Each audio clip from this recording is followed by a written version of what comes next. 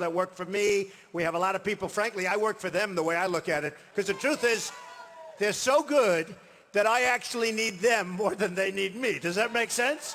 So it's one of those things. And you know what I did? Where is Carrie? Where is Carrie? Get up here, Carrie. Come on. She's so incredible. She runs the vineyards. It's Trump Vineyards. You know what it is. A lot of people go. In fact, one of the drivers was telling me he goes there back and forth all the time bringing people. But Carrie Willard runs it, and she has done such an incredible job. We took it over about 4 years ago. It was, to put it mildly, in serious trouble. It's close to 2,000 acres, and it's one of the most beautiful. It's the largest, actually the largest vineyards on the east coast of this country, the largest. And it's become an incredible, incredible tourist attraction. And Carrie has literally from day one, I mean, she's taken it, and it's with love and with pride.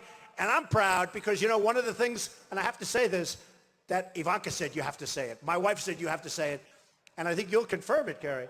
But I have more women in high executive positions. In fact, it's true. It's true. In fact, the men in my company are all complaining. Is that okay? The hell with them, right? But I have so many women. Carrie, just say a word. Tell them, do you like Trump? If you want someone who inspires greatness and demands excellence, this is your man. Thank you, Carrie. Thank you. She has done such an incredible job. Thank you, Carrie. You know, when I have a place, and it's usually I have a lot of them, but when I go to certain areas and if I have something that I'm very proud of, I like to bring the employees. We have some of our employees here today from the vineyards, but I like to bring the employees up because it's so important, especially when you're looking at what's going on with our country where our jobs are being taken away. They're going to other places, as you know, like many other countries. I mean, you can name the country. We don't make good deals anymore. We just don't. And so when I'm around one of my places, I love to bring my people up. I love it. You know, we had some big news today because I just have to talk about it. We get such a, you know, in the old days we'd call it misinformation. Do we agree? And we're going to talk about the debate. Anybody watch it last night? Yeah. And I tweeted. Can you believe? And I made a commitment. I said I'd tweet, so I couldn't turn it off. I had to tweet this thing. And somebody said on one of the networks the winner was Trump because we picked up 160,000 followers. Do you believe it? 160. And second place was a lot less, I will tell you that. One of the folks on the stage. But you know, so today, CNN came out with a poll, and the poll was in the state of Nevada. They came out with another poll in South Carolina, which is an incredible place, both incredible places. I said, I have to read some of these because this is wild. So we're in first place everywhere. I mean, you're right. That's true. Actually, that was good. You really helped. He said everywhere. I said, yeah, you're right. It is everywhere. I mean, it's Texas. We're in New Hampshire. We're in Iowa. We're in first place everywhere. But the polls just came out. And as you know, a couple of weeks ago, we had Florida. And we're just killing in Florida. So you have a governor and you have a sitting senator. And it's not even close. We're at 28, 29. They're in the teens, low teens. And we want to keep it that way. We're going up. I'm not even happy with when I hear 29 now. I'm saying, gee, we should do better because here's what just happened. So in Nevada, we're at 38. Think of it, 38. Second place is 22. I won't even bother telling you. It doesn't make any difference because when you have 38, you're almost doubling it up. But here's the thing that I loved about the poll. Again, done by CNN. South Carolina, we're at 36 to 18. You believe that? Connecticut just came out 34 to 14. But here's what I really like. Which candidate can best handle the economy? Okay?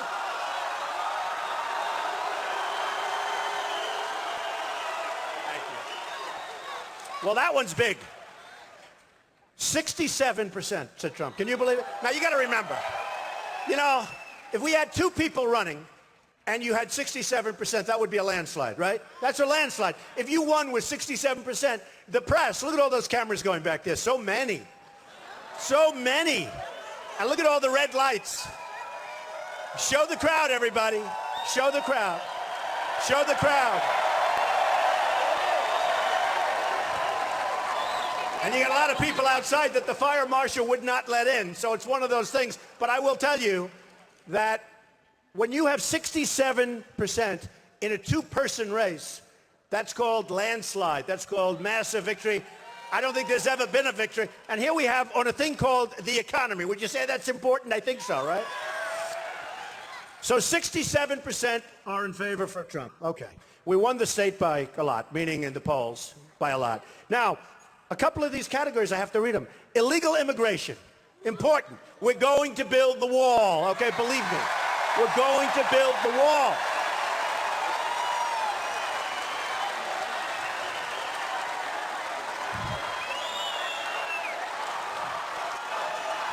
%100%. And, you know, so we're going to build it. It will be paid for. Who's going to pay for the wall? Who is going to pay for the wall? Right. So, the next category, which is so important, that's okay. That's okay. Don't worry. That's all right.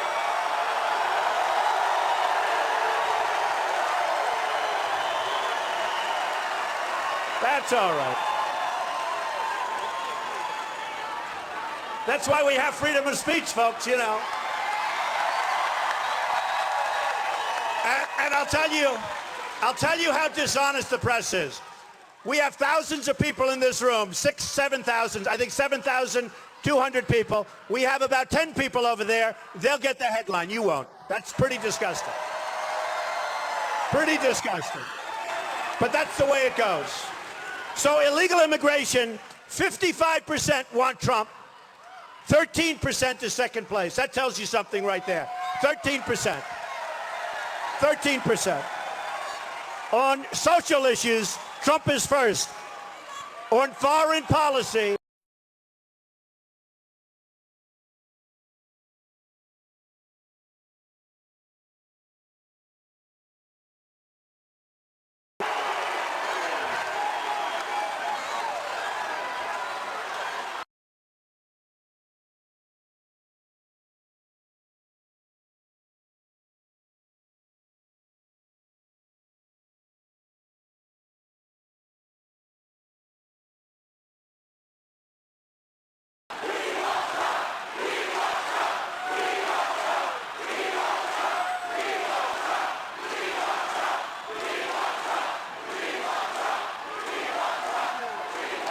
thank you very much. That's great. Thank you very much. But it is true. I see a couple of cameras for about 4 people, and they're going wild, the cameras. You know, it's so disgusting. But that's all right. On foreign policy, Trump number 1, 34%. On ISIS, who's going to handle ISIS? Trump, 46. We're not going to play games. We're not playing games. We're not playing games. On the change on how we do in Washington, on the change, how are we going to change Washington? Who's going to do the most effective job? Trump, 60%. 60%. Here's an important one. Best chance of winning in November. Trump, number 1, 47%. Amazing. So we're number 1 at 42nd, and then you get into 16 and 10. That's a big difference. So we've all come a long way together. We've all come. And, you know, we have a lot of bad people out there. They want to stop progress, and you see it all the time. And I use the statement, the silent majority. The silent majority is back, folks. The silent majority is back. The silent majority is back. So, over the last period of time, we have had a very interesting thing happen. We've seen our country where we don't win anymore, and we're going to start winning so much. We're going to win left, we're going to win right, we're going to win everything. We have unbelievable people in this country, and nothing is going to stop us from starting to win again.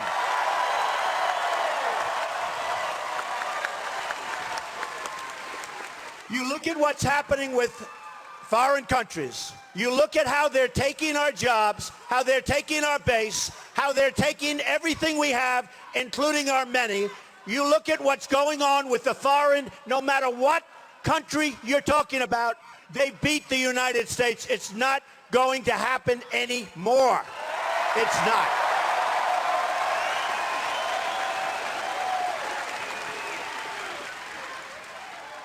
Our trade deficit with China is almost $400 billion. $400 billion a year. A year. And then I see our president entertaining the heads of China and talking about our great trading partners. Yeah, they're a great trading partner for China, not for us. Our deficit with Japan is $70 billion a year. The cars pour in. We don't know what we're doing. We sell them practically nothing, relatively speaking. What we sell them is beef. Beef. They sell us cars. You go out to Los Angeles, you see these ships, the biggest ships you've ever seen, and the cars are pouring off, and they have no respect for us. And our trade deficit with Japan is almost $70 million. Think of this. Think of this. Japan, $70 billion, which is absolutely crazy. Now, we go to Mexico. I love the people of Mexico. I love Mexico. They're great people. I have thousands and thousands of Hispanics working for me. Thousands. Thousands of Hispanics. And in fact, in Nevada, the same poll, I win with the Hispanics, which everyone's surprised. I win with the Hispanics. So our trading deficit with Mexico is $45 billion a year. $45 billion. Now, I'm going to build a wall. It's going to be really a wall. It's going to be something special. Nobody's coming in other than if you come in legally. But here's the thing. Everybody said you can't build a wall. And I say Mexico's going to pay for it. They say you can't do that. You can't do that. How can they do that? So if the wall costs $6 billion to build, and you know, we're talking about 1,000 miles. It's 2,000, but you need it on 1,000. The Great Wall of China, think of it, is 13,000 miles. It was built 2,000 years ago. We have a wall that has to be built. We have problems coming in like nobody has ever seen before. It has to be built. Has to be built.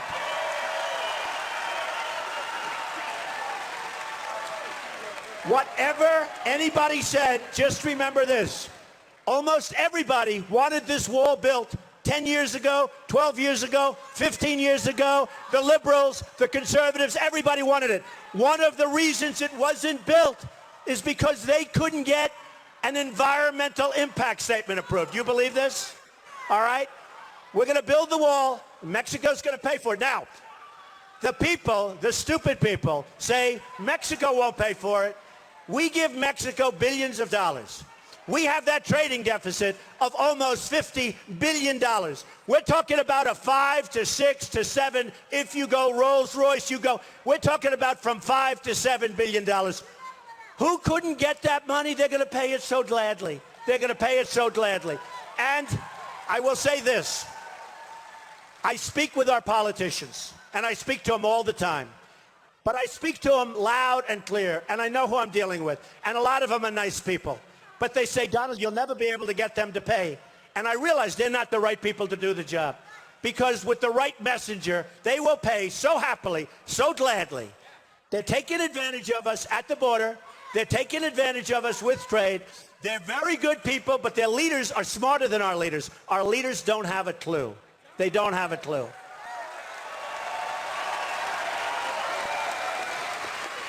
We have a situation where a mother is pregnant.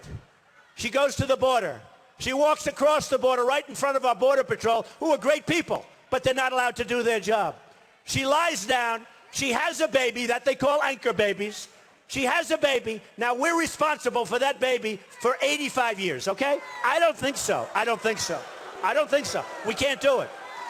We owe $19 trillion. We owe a number that's almost inconceivable when you think about it. So we owe $19 trillion. We can't be in a position where we're doing what we're doing anymore. We just can't. We have to rebuild our country. We have to rebuild our infrastructure.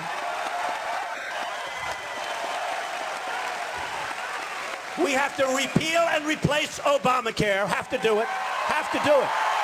Have to do it. Obamacare is going to cost us more money than anybody would have ever dreamt, and it's no good. It doesn't work. Your premiums are going up 55%, 45%, 60%. Your deductibles are through the roof. You could be dead and never get any of the money. Your deductibles are so high. So we're going to repeal Obamacare. We're going to replace it with something that's going to be terrific. And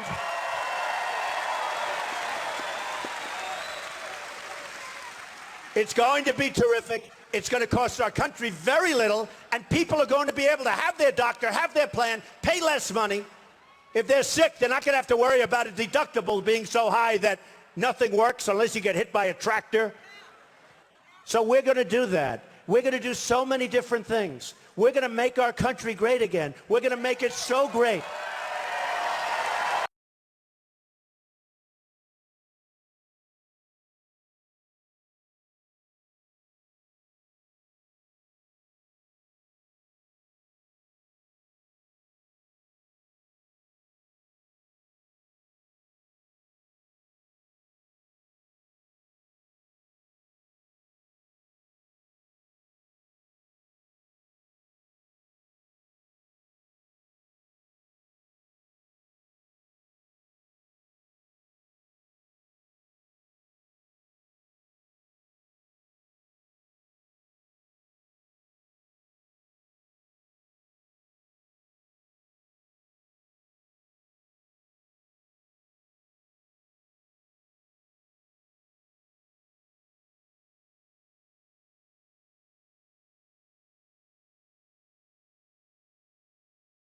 Immigrants. They're suggesting, listen to this, they're suggesting Social Security for illegal immigrants.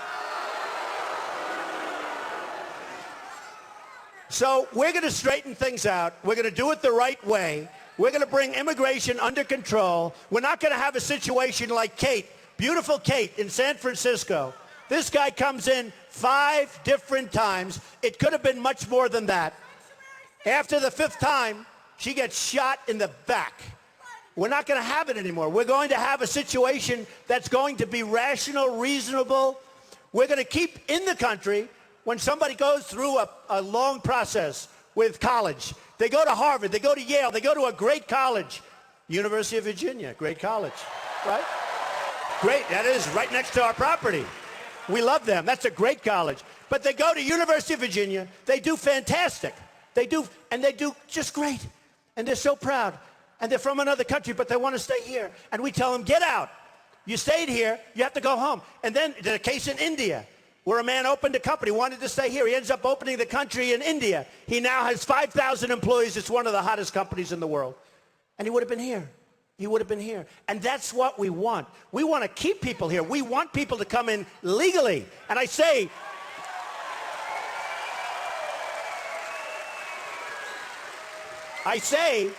and so importantly, and I'm saying it all the time, we want to have a big door. We want to have a big, beautiful door right in the middle of that wall, and we want those people to come in. They've got to do it through a legal process. If we don't have a border, and we have people all over this country, we have no idea where they're coming from, we don't have a country. We no longer have a country. It's very simple.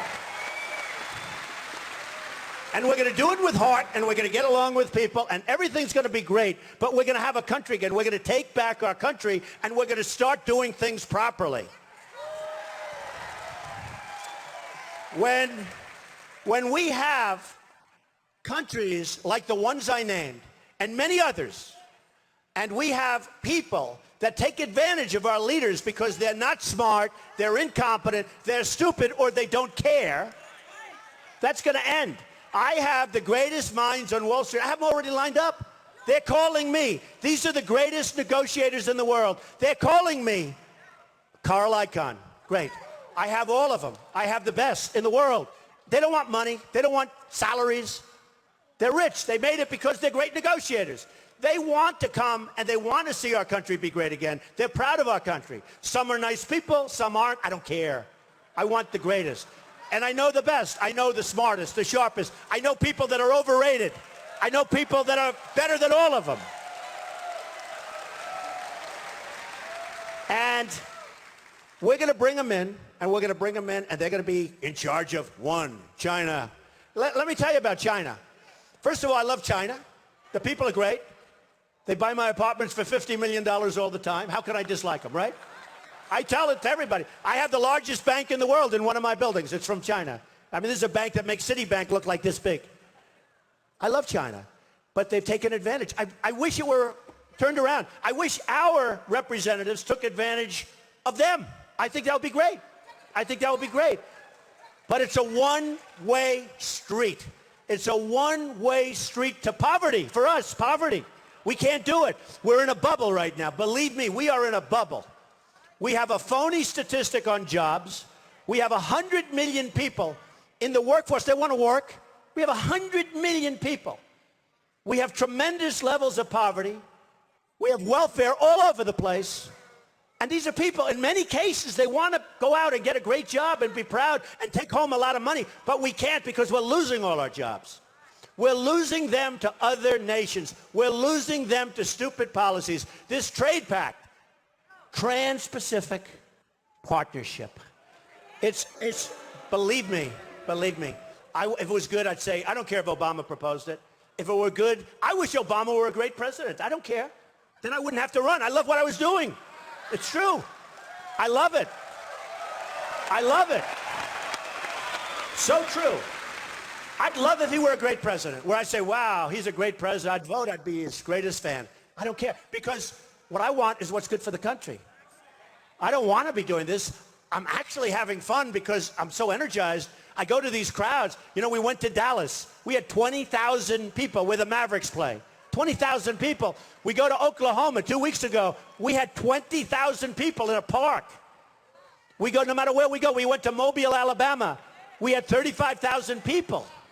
No matter where we go up to New Hampshire. We have the biggest crowds. Iowa, the biggest crowd. South Carolina, we had something 2 weeks ago. It was unbelievable. It was unbelievable.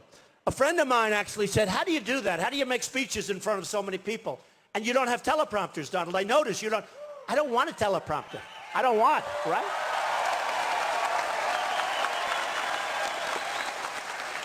I don't. It would be so much easier. It would be, think of it. You have your teleprompter, right?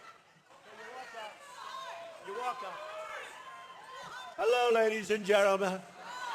It's wonderful to be in Virginia, where you have all sorts of great people.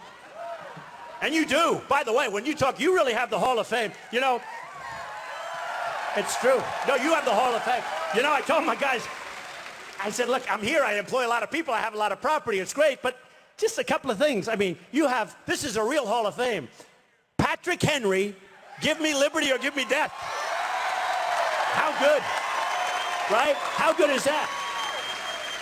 Oh, I want to come up with a slogan as good as that. How about Make America Great Again? I don't know, you know. It's great. It's great. But I still like give me liberty or give me death. That's great.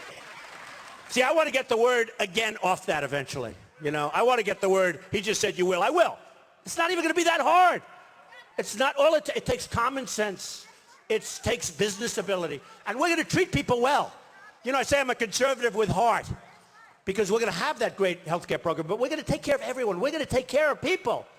And people are going to pay much less and get it so good. We're going to take care of so many things. But I like to say conservative with heart because a lot of people think if you're Republican, you don't have heart. You're mean. You're horrible people. It doesn't work that way. I've gone over my plans and somebody said, oh, well, that's not conservative. You know, it's sort of interesting. You have a group called Club for Growth. I talk about it. Club for Growth. I never even heard of it. This guy comes up to my office, right? And he sits down. Nice guy. I think he was an ex-congressman, so he knows how to talk. That's all they do is talk. They're all talk, no action, except for the politicians currently in this room, of which we have plenty. They're great. In fact, Dave Bratt, where's Dave Bratt? He's great. And I was just with his family and his children and his wife, and I tell you, he's done a great job. There's a guy, he shows you can do things. I mean, who would have thought that? That's never happened before, what he did. So I just give him a lot of credit. But I have to go. Okay, so Patrick Henry, we talked, great, right? Then you have Thomas Jefferson. That's pretty good, right? Thomas Jefferson, man. Then you have James Madison, principal author of the Constitution. That's pretty good. And then you have George Washington. That's pretty good, right? George Washington. You know, it's pretty amazing. You know, when you think of Virginia, just pretty amazing. So I tell the stories, and I love these stories because it shows how important it is. I'm self-funding my campaign, okay? I'm the only one. And I see all of the guys that are competing with me, and some of them are nice, although some of them have hit me really hard. I mean, you know, they're asking me for contributions, and then as soon as I run, it's like a couple of them. Like Perry, he went wild. He was a nice guy. Governor Perry. Didn't work out too well for him, but he really hit me. And then Lindsey Graham, I thought he was a nice guy, but he hit me. He made speeches about Trump because they want to get their numbers up, not working. And every case has gone down. They've all gone down. Man, can you imagine if I'm president? Everybody that plays tough with us, they're all going down, right? That's nice, right? But I look at what's going on, and I see so much, and I see the way the politicians are controlled. Don't forget, I was the perfect person. I was like central casting because before I ran, I was on the A-list. I contributed a tremendous amount. I got along well with Democrats, with liberals, with conservatives. That was my job. Somebody said, but you gave money to a Democrat. Of course I did. I get along with everybody. One of the magazines said he's a world-class businessman. You can't have fights. You got to get along. I was told by Hillary in a speech recently. I was told same day by Jeb that we don't like his tone. His tone. I built this incredible company, and I built it. And you'll see, because a book comes out on November 3rd, which is your election day, by the way, so go out and vote. Make sure the right people get it. So important. It actually comes out. It comes out on election. It's going to be great. It's actually a tough name. Crippled America. It's a tough name, but it tells you how we're going to fix it and how we're going to go about it. But I'm self-funding. It's so important. I was in Iowa a few weeks ago, and I said to the people, I feel so foolish. These people want to give me millions and millions of dollars. And you know, it's sort of like anti-me. It's like, why wouldn't I take it? I always take money. That's what I do. I take money. That's how you become rich, right? And these guys know. Millions of dollars. So I said to the group and we had 5,000 people in an auditorium like this. I said, look, here's the story. I feel a little bit stupid when I don't take all this money. I said, supposing I take it, just supposing, and I promise I won't do anything for them. And they all stood up and they said, no. I couldn't believe it. I thought I talked them into it. But the truth is, I love what I'm doing. I love that I'm self-funding because I'm not controlled by anybody. I'm not controlled. Controlled by you. And I'm controlled by you. I'm going to do the right thing. And you've heard me talking about the Ford plant. Have you heard that story? The Ford plant. Because I love it. But Ford, you want it again? Should I do it again? I just think it's good. So Ford closes a lot of plants. They're building a $2.5 billion plant in Mexico. It's all right. Except what do we get out of it? And they're going to make cars and trucks and parts, and they're going to send them into the United States and other places. How does that help us? We all go to I went to Wharton. You all went to good schools. And if you didn't go to good schools, if you never graduated from high school, you know it is not good for us. And a $2.5 billion plant in Mexico, that's a big plant. So they're going to suck our jobs away. They're going to make cars, trucks, and parts in Mexico. And I said to myself, what would happen if a Rubio or a Bush or a Hillary were president? So here's what happens. They would know it's no good. They would all know it's no good. And they'd say, no, we can't let that happen. And the following hour, they'd be called by a lobbyist who gave them $5 million. They'd be called by the special interest that gave them $10 million. They'd be called by one of their donors who owns stock in Ford or whatever, who gave them $1 million. And they'd say, Mr. President, you can't do that. They were very helpful in your campaign to become president. You can't do that. And you know what's going to happen? He'll say, or she'll say, I have to do it. And they'll say, no, you can't do it. And he'll say, okay, I won't. And the plant is going to be built. Now let's do the other alternative. Trump is president. They haven't given me anything. Okay, let's assume. Let's assume. So I call the head of Ford. I say, I wouldn't even use my guys for this. This is too easy. Honestly, it's too easy. So I call the head of Ford. I say, you're building a plant. You're going to employ thousands of people, but you're not employing people in the United States. You're employing other people. And I think that's fine. But tell me how we benefit. He'll be unable to explain it. Believe me, he cannot explain. Not to me, he can't. Believe me. I'll say, listen, I want you to build a plant in Michigan, or I want you to build a plant here, or I don't care. I want it in the United States. I don't want to lose. I'm tired of the jobs with NAFTA and all of these crazy deals we make. I'm tired of these jobs, the new one that we're just trying to approve. I'm tired of these jobs like a vacuum cleaner. They suck the jobs out of the country. They suck our money out of the country. We have nothing. We have nothing. We're like a third world country. Our airports, our roads, our bridges are falling down. 61% of our bridges are in trouble. You believe this? We drive over a bridge. It's in trouble. So I would say to him the following. I won't use his name because he happens to be a very good guy. But I would say, let me just tell you something. I want you to build it in the United States. I don't want you leaving. And if you do leave, and if you insist on leaving, you're not bringing those cars over free. You're not. You're not doing it. Remember the trade deficit. Remember here we're talking 45 to 50 billion dollars a year. You're not bringing those cars over free. We're going to charge you a 35% tax on every car, truck, and part that you bring over. Now, I believe in free trade. I'm a free trader. But I also want smart trade, and I want fair trade. It's got to be fair trade. Free is good all over, but it's got to be fair so we can compete.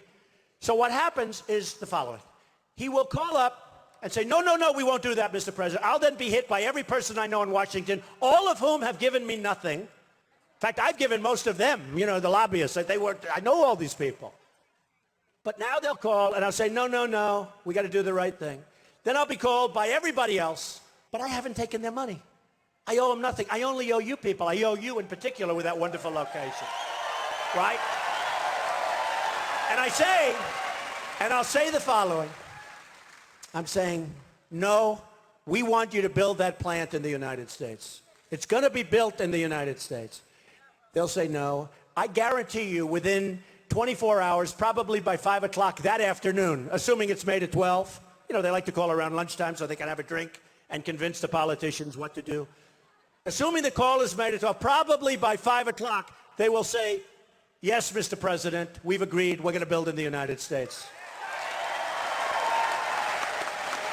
The only thing that could change is they're pretty tough negotiators, so it may take an extra day. They may wait till 5 o'clock the following. That's the only thing. They can't do anything.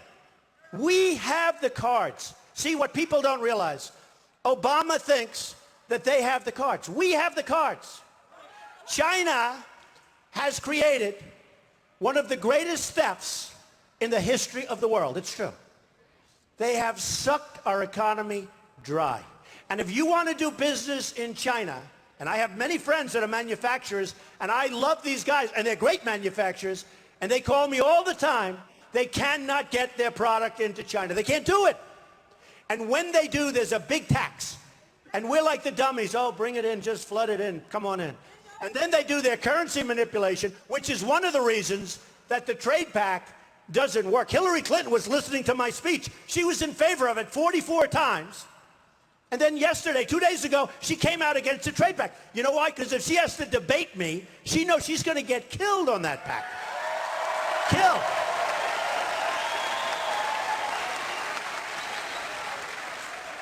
And I have to hand it to Hillary Clinton. You're going to all be angry. I have to hand it to her. It took great courage for her to go against President Obama on the trade pact. You know why? Because maybe she gets indicted. Because she is being totally protected by the Democrats because what she did is illegal. And you look at General Petraeus. He did 5%. A friend of mine very familiar with the whole subject, with the emails. General Petraeus did 5% of what she did, and they've destroyed his life. Other people have done far less, and the life is destroyed. So the Democrats are just protecting her. There's no reason for this. Now, I'd want it to go a fair investigation, let everything be fair. But what's happened is absolutely crazy. So let's see if she might have done okay last night. She did. She did okay because nobody attacked her. Nobody attacked her. There was no attack. You know, in my debate, I hate to say because we're live on CNN, they're going to want it, but in my debate, they said, Mr. Trump, what do you think of this that the man next to you said? And then they go to him and they said, Donald Trump called you a horrible human being. How do you respond? It was like a reality television show. Whereas last night, they'd ask a question, they'd get an answer. They'd ask a question. With me, everything was an attack. It's crazy. And yet every poll said I won that debate, so I'm very happy with that. But every poll, Drudge, Time Magazine, Slate, every poll. But it was a whole different story. So we have to do something about that. Let me give you one other quick story. Nabisco, Oreos, right? Nabisco, right? Oreos. They're closing their big plant in Chicago. They're moving it to Mexico. I'll never eat another Oreo again, ever, ever. So I'm going to talk to them. I mean, I don't want their cookies made and sold. I just don't want it. It's unfair to us. Chicago is losing this large plant. It's going to another country. We have a thing called corporate inversion. That's where companies have trillions and trillions of dollars outside of the United States, okay? Trillions. They think minimum $2.5 trillion. I think it's much more than that. It's covered in my tax plan, corporate inversion. We have people and we have companies. You know, in the old days, they'd move from New York to Florida, from New Jersey to Texas, whatever. Now they move from the United States to foreign countries. They take all those jobs. But, you know, there was a guy, any baseball fans in the audience? We got some good kids. Okay. Did anybody ever hear of Charles O. Finley, the great Charles O. Finley, right? The Oakland A's. He had the lowest payroll in baseball, the lowest payroll, and he won the World Series 3 times. He had Reggie Jackson, sold him to the Yankees. He had Catfish Hunter, sold him to the Yankees. George Steinbrenner, who was one of my best friends and a great guy, he used to say, this guy's brutal. Donald, he doesn't spend any money and he's like killing us. And George would always buy his players, but he bought them at the top, you know. But George did just fine. George did great. George was great. But there's a guy, the lowest payroll, now think of it, by far, in baseball. And yet he had the best team. And he won 3 World Series, I think, in a row, right? Charles O. Finley. There's something beautiful about that, to me. To me, there's something beautiful about that. So we'll spend whatever we have to spend. I mean, one of the things that happened that's so incredible, I did Meet the Press. Nice, Chuck Todd. He had his highest ratings in 4.5 years. He called up our office. He said, thank you. Can you believe it? I saved his job. I saved his job. It's true. It's true. And I did the same job. I did this week with George Stephanopoulos. They got tremendous ratings. The other shows were dying. They were dying. This is 2 weeks ago. But they asked me a question, just to show you it's so terrible. They said, Mr. Trump, now you got to understand, leading all the polls, getting the biggest crowds, everybody's going crazy. They said, Mr. Trump, is there any way that you'd get out of the race? And I said to myself, now think of it. Who would be asked that question? One of the commentators said, who would be asked that? If you're in first place, would anybody else but me be asked that question? Is that terrible? So they said, is there any way that you'd get out of the race? And I said, that's a strange question, but I thought I'd give a very honest answer. And I said very, very honestly, look, we're number 1, but if we weren't, and if everything went down, the polls, the crowds, if you don't call anymore because you don't want interviews because it's over, like some of the guys we're running against. I mean, honestly, if I was some of those guys, what's the purpose? I don't know. Do they gain something by having 0? Do they gain something and going in a debate? They call it the children's debate. Guys like Pataki, he's got 0. Guys like Rand, I hate to say it, he attacked me. He was much higher when he attacked, right? But he went down. I mean, so many. I don't want to use names. I refuse to embarrass anybody. Okay. But so I said to him, so if for some reason everything just tanked and I went down, I'd certainly consider it. Next day headlines, Trump considering leaving. It's so dishonest. And actually it took a couple of unbelievable polls to stop it. It took a couple of unbelievable polls, which I get all the time. I said, wait a minute, I didn't say that. But they put out stuff, and it's so false and so disgusting. And remember this, much of the press that I've met have been terrific people and honorable people. I've met some amazing people, like 30%, okay? Then you have 30% who are okay, and, you know, they do their job. But you have, I'd say, 10 to 15 to 20% who are truly bad people. They're dishonest. They're horrible human beings. They know it's not a question of being lazy or anything. They actually go out of their way to write false stories. And somebody asked me today, I did an interview today, and they said, what's been your biggest surprise? I said, I don't know my biggest surprise, but my most pleasant surprise is how brilliant the public is. They get it. The public gets it. They really get it.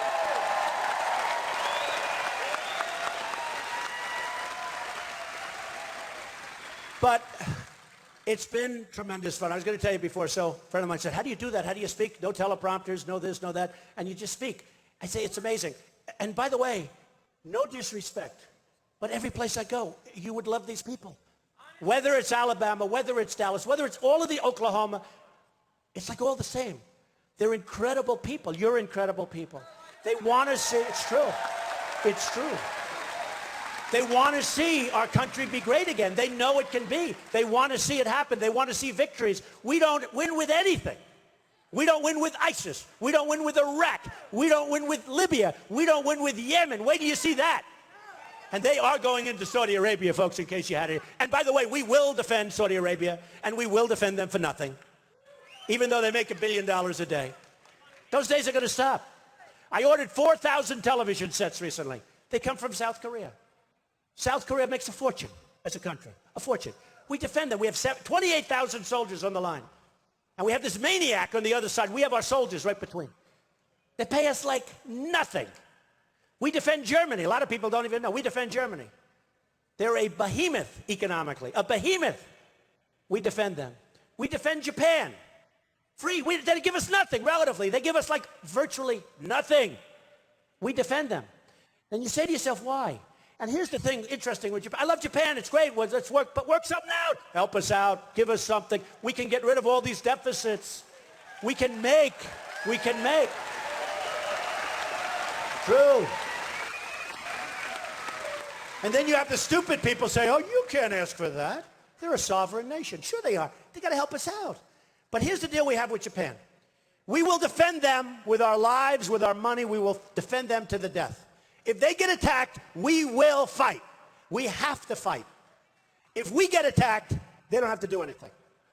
That's right. That's like Sergeant Bergdahl. We got a guy. It's true. No, it's true. We have a guy, 6 young people, great people, were killed looking for him. We get Bergdahl. They get 5 of the great killers that they've wanted for 10 years, right?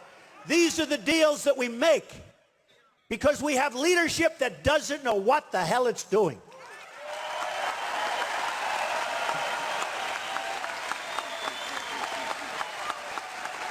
Now, in the old days, with Bergdahl, who was a traitor, it was treason.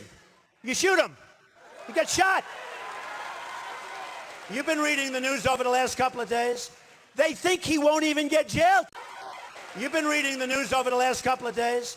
They think he won't even get jail time anymore. Well, you know, he had some psychological difficulty. They don't really know what happened. Wasn't feeling so good. We are just heading in the wrong direction. So, you look around at all the people that are here tonight, and you remember, because it's happening. Things are happening. It's a movement. It's a movement. It's absolutely a movement.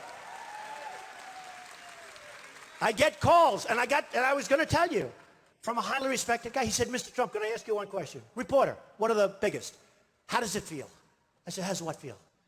What you've done has never been done before in politics. You're an outsider. You came in. They call it the summer of Trump, right? I hear that. I mean, it's it. Right? They said it's never been done. And this is the top guy. He said, never been done. How does it feel? I said, I'll be honest. To me, it doesn't feel anything because unless we win, I've wasted my time. And he said, no, you haven't. What you've done is incredible. By the way, that was a while ago. He still hasn't written the story. I think he's afraid to write the story. You want to know the truth. But he said, what you've done is incredible. And I said, I understand what you're saying, but I'm telling you, unless I win, meaning unless we win in the primaries, And we can't have these politicians any longer. We just can't do it. We can't do it. We can't do it. All talk, no action, no ability. They've got one ability. They've got an ability to get reelected. That's their only ability. That's what they have to do. They have to get reelected. So I said, and I told him, if I don't win, I consider it to be a massive failure. That means primaries, that means win the election. Because otherwise, hey, we've all had a lot of fun, but nothing's going to happen. I watched Hillary last night with, we're going to give this, we're going to give that, we're going to give that. The poor woman, she's got to give everything away because this maniac that was standing on her right is giving everything away, so she's following. That's what's happening. This socialist / communist, okay? Nobody wants to say it.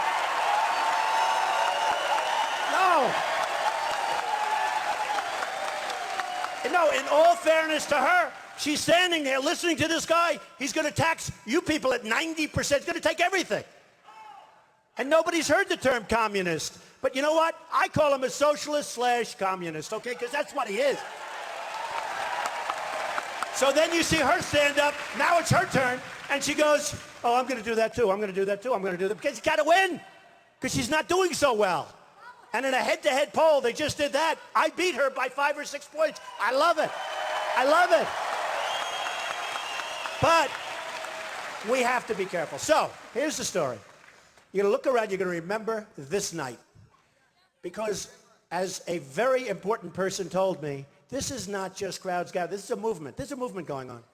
When you're leading by 20 and 25 points in all these states, when you're leading in South Carolina by 20, when you're leading in all of these places, Nevada, and leading with the Hispanics, because they know I create jobs, and they're here legally, and they don't want people taking their houses and running all over the place. They want what they have, and they want it to get better, and they want jobs. So when we're leading by 20 points, 25, one of the polls had us 40% above everybody else. That's a massive number. Those are massive numbers. And as this person said, this is a movement. This is no longer we're playing games. This is a movement. You know, they all said, oh, he's never going to run. He's got a wonderful life. Yeah, I do. But they said he's never going to run. Then he'll never file Form A. Form A is where you sign your life away. I signed Form A. Then they say, oh, he'll never put in his financials because he's probably not as wealthy as people thought, right? So I have almost 100 pages of financials. Then they said, oh, he'll put them in, but he'll put them in way late. So I put them in ahead of schedule. I could have had many months after that. By the way, some of these guys that I'm running against, they put them in late. It's a one page. And they're late. They needed extensions. It's a true story. But they say he'll never put in his financials. And I was so happy to put him in. In fact, if I didn't run, I might have put him in because I like to tell people, I did a good job. You know? I did a good job. So I put in my financials. And all of these guys, the pundits, I call them the talking heads. You know, they get paid. They don't know what the hell they're doing, many of them. So they're all devastated because they said he wasn't running. He'll never file. He'll never this. He'll never do that.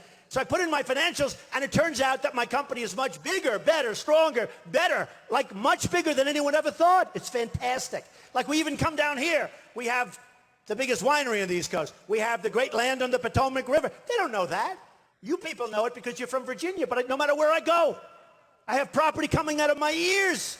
It's true. And I have very little debt, great cash flow. And I'm not saying that to brag. I'm saying that because that's the kind of thinking we need in the country. It's true.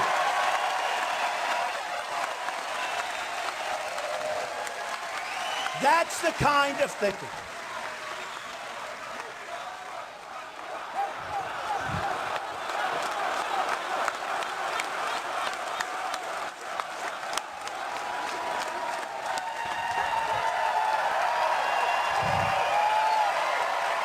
Thank you. If you think of some of the countries we talked about, if you think of, let's say instead of losing in terms of China, let's say instead of losing 350 to 400 billion a year in trade deficits, let's say we broke even, okay? Do you know what that means? Does anyone have any idea what that means? Let's say instead of losing with Japan $75 billion a year, let's say we broke even. Let's say they agreed to take more of our product so we can equalize. Not that it's a one-way street. And it's easy. And we have the cards because we can say, we don't want your cars anymore. I'm sorry, we have all the cars. They wouldn't know what to do. So we're going to do a job. I give you my word. I don't care about my company. It's peanuts compared to what this is so much more. I have wonderful children, Ivanka, Don, Eric. My kids are wonderful. My wife is wonderful.